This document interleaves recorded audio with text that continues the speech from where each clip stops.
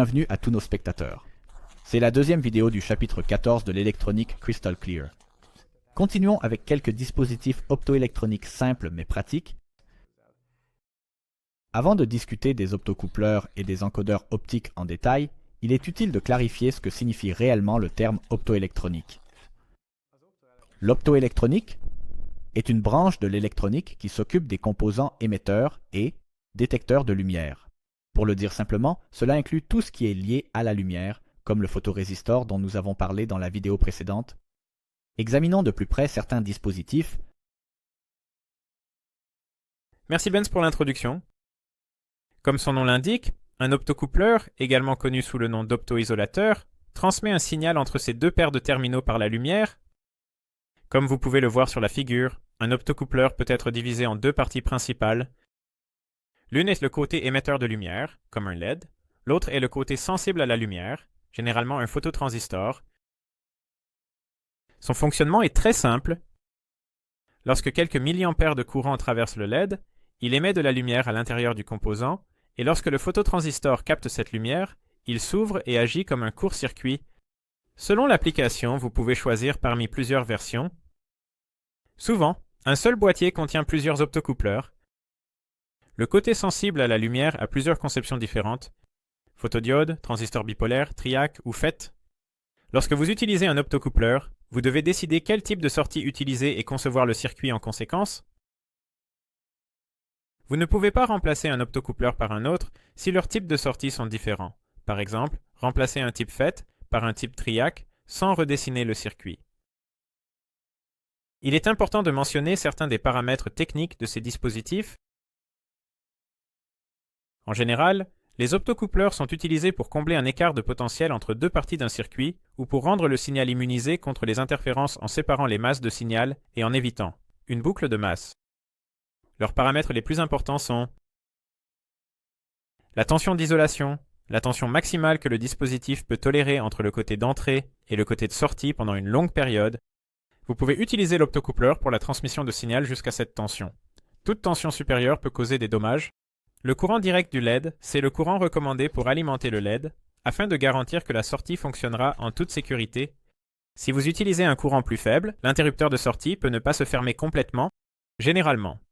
Les optocoupleurs sont utilisés pour les signaux numériques, c'est-à-dire la sortie est soit ouverte, soit fermée, ce qui les rend pas très adaptés aux applications linéaires.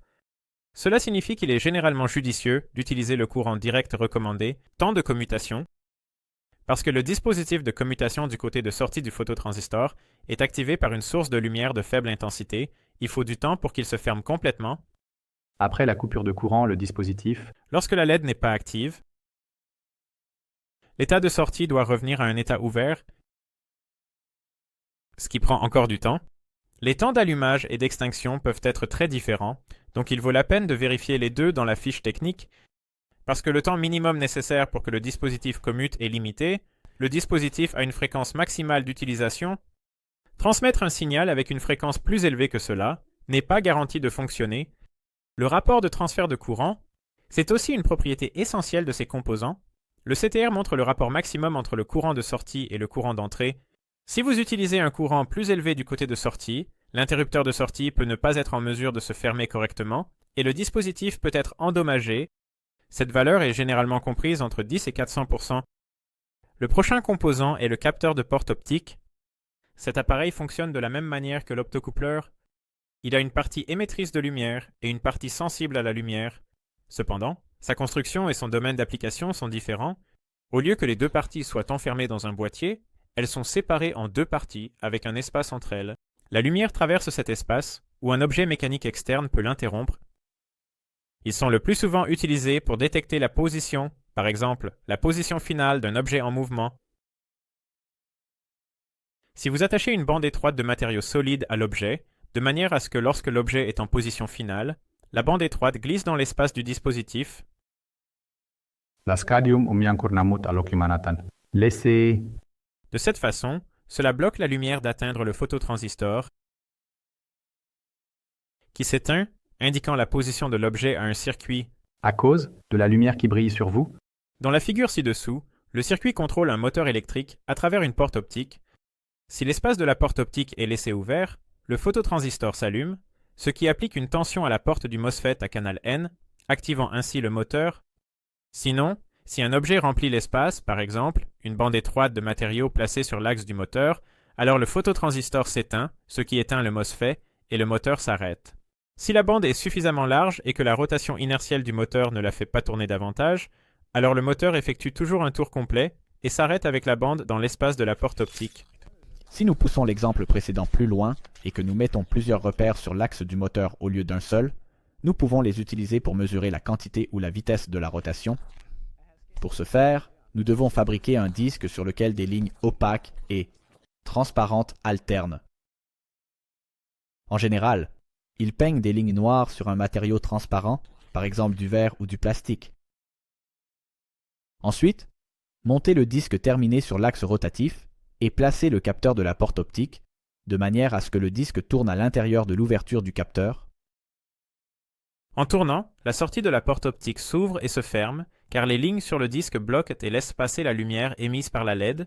Alternativement, l'ouverture et la fermeture peuvent être facilement converties en impulsions de tension, avec une résistance.